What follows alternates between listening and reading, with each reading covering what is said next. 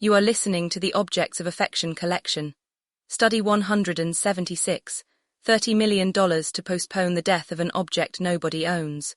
A telescope built to watch things die is dying, and a machine has been sent to catch it. There is no resale value here, no provenance premium, no collector.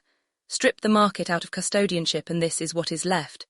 Every object this institution studies sits inside a market. The scarf has a price, the bronze has an auction record, the bag has a resale index.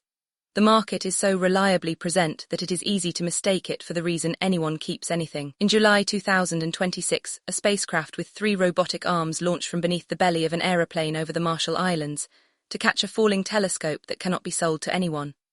What is falling? The Neil Gehrels Swift Observatory has been in orbit since 2004.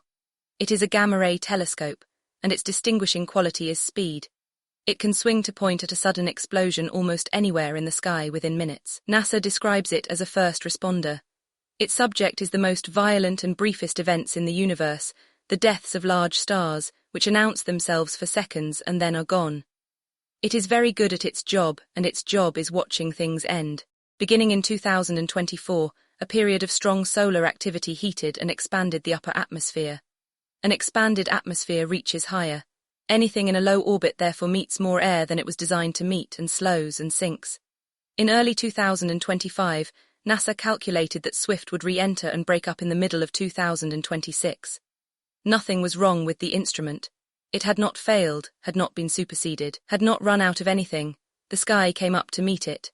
The distinction this forces an object can end for 2 different reasons, and the difference is the whole of this study. It can become obsolete, which is a judgment. Someone decides the thing is no longer worth what it costs to keep. Obsolescence is an argument about value dressed as a fact about equipment, or it can be overtaken by a physical process that was always going to arrive and simply arrived on a schedule nobody set. That is what is happening to Swift. Its death was not decided. It was calculated. Almost every object in the luxury and art markets dies the first way. A watch is not discarded because it stops. It is discarded because a story about it stops. This institution has spent a great deal of vocabulary on that, and Swift is the control case, an object whose end has nothing to do with what anyone thinks of it. What is being spent? NASA is paying about $30 million to a private company, Catalyst Space Technologies, selected in September 2025. The spacecraft is called Link. Northrop Grumman put it up on a Pegasus rocket, air-launched in July 2026. It takes roughly a month to reach its target. Link will find Swift, circle it, take hold of it with 3 arms, and fire gentle thrusters to lift it back toward 600 kilometers, approximately where it started, $30 million to move a 22-year-old instrument upward. The part that matters, it was never built to be caught. Hubble was designed for servicing. It has handholds, a grapple fixture, a berthing point. It was built on the assumption that people would come back for it. Swift was not. There is no docking port, no capture ring, no fitting place there for a future rescuer. It was built to be launched and then left alone, and the plan for the end of its life was that it would come down. So Link is not using an interface. It is improvising a hold on a surface that was never offered. It has never been done to a satellite not built for it. That is a custodial act in the strictest sense this institution uses the term. Custody is not the same as ownership, and it is not the same as maintenance. It is the acceptance of an obligation the object itself did not make provision for. A custodian's contract binds a holder to an object beyond the terms of the sale, and the hardest version of that is exactly this. The thing gave you nothing to hold on to and you go anyway. Where the market would be, there is nothing. Take the inventory this institution would normally run. Resale value, none. Swift cannot be sold. There is no secondary market in orbiting instruments, no buyer, no auction house, no reserve, provenance premium, none that anyone can realize. Swift has an extraordinary record, 2 decades of catching stellar deaths as they happened. In any market this institution studies, that record would be the asset. Here it converts into nothing at all. Scarcity. Absolute. And worth nothing commercially. There is exactly one. Speculative velocity. 0. Nothing about Swift can be traded, so nothing about it can be traded quickly, and the entire apparatus this institution has built to describe objects accelerating away from their own materiality has no purchase on it. Every mechanism that usually explains why an object is preserved is absent, and the object is being preserved anyway at a price. So what is the 30 million buying? Not the object. Nobody gets to keep it, not an asset. It never appears on a balance sheet a collector could read.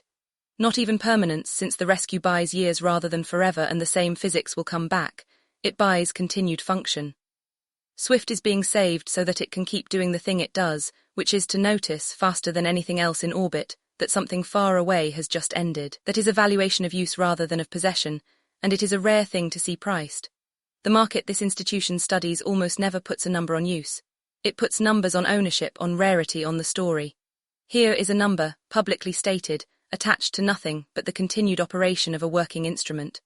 The reason this belongs in a register about objects of affection collection holds that the objects are the evidence, and that the question underneath every study is why humans give meaning to things. Swift is the cleanest available answer to a narrower version of that question. What remains of custodianship when you remove every commercial reason for it? What remains is a decision that a thing which works should go on working, made by people who will never touch it, about an object that cannot be owned, sold, displayed, inherited, or held. The obligation survives the removal of every incentive this institution normally finds underneath it. There is a version of this study that ends by calling the rescue sentimental. It is not.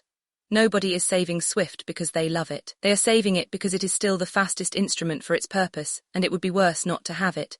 That is the finding, and it is a little cold. The strongest case for custody in the record has no affection in it at all.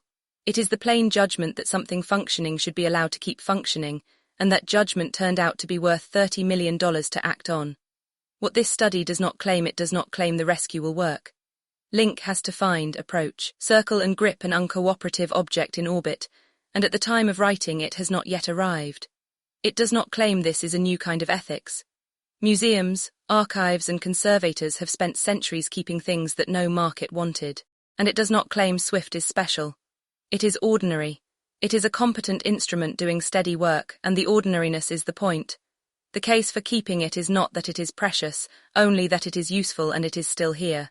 This has been a study from the Objects of Affection collection, a critical art research institution operating under the framework of post-luxury conceptual functional art. Read the full research at objectsofaffectioncollection.com.